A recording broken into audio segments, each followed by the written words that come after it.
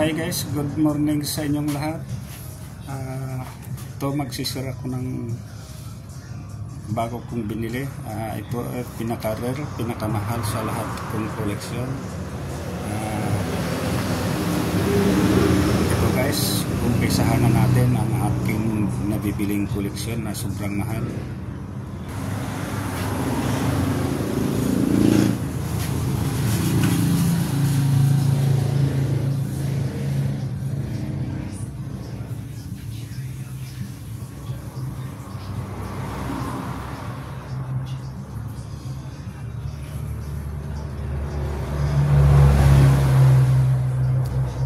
Ito guys, Liberty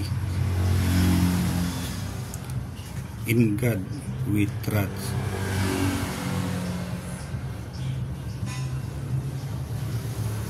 Sa likod niya guys, one scene, United States of America. Ito guys, gawa sa copper.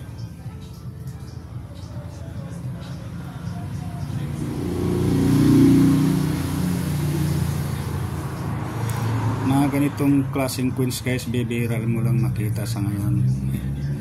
Mayroon ka mang makita ganito na sa collector na, dahil ito ang coins na in-auction sa ibang bansa na napakamahal.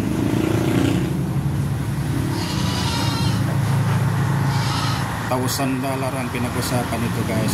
Ito guys, ito yung coins na 1943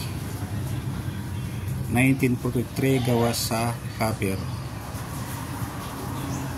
Ito guys, hindi ko sasabihin kung magkano ang bili ko sa ganitong klaseng coins, kasi ang kuha ko talaga ito guys, napakamahal. Dahil alam ko na bibihira lang ganitong klaseng coins. 1943 gawa sa copper. Ito ang rare talaga.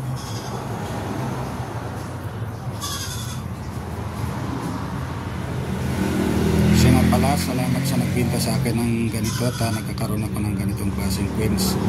1943 link coins, one scene na 1943, United States of America. Itong 1943 guys gawa sa copper. Bibira lang guys paggawa sa copper, pero paggawa sa steel, yun po ay marami rin akong ganun gawa sa bakal. Ito guys, gawa sa copper, bibira lang ganitong klase. Bibira lang ganitong klaseng coins 1943 na gawa sa copper.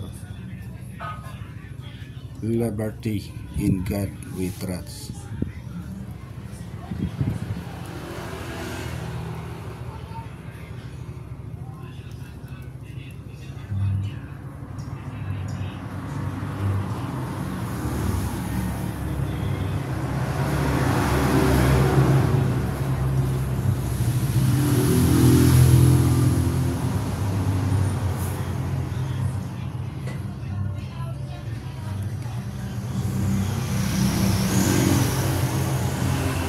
Sakaling meron kayo ganito, mag-comment na kayo at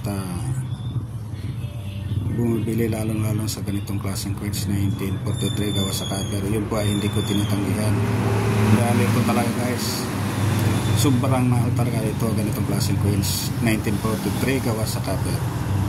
Ini-auction talaga ito sa United States of America. 1943 Liberty in God we trust.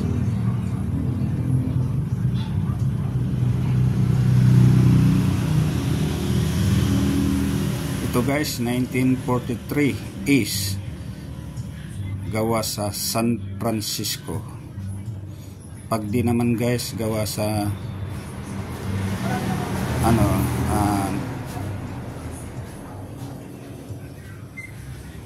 tawag doon, Netherlands.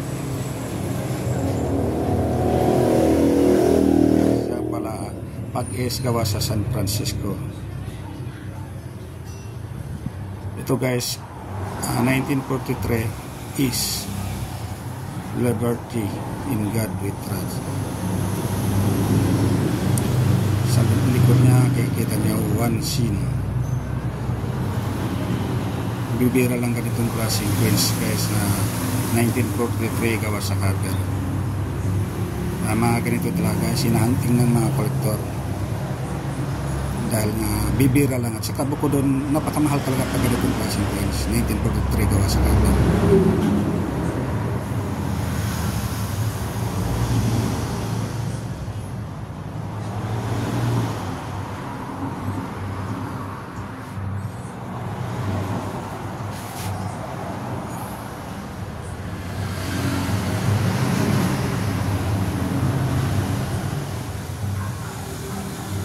Tapos ang ating video, siya nga pala, shout out sa Luzon, Visayas, Mindanao, may bagyo na naman, masana'y mag-ingat tayong lahat.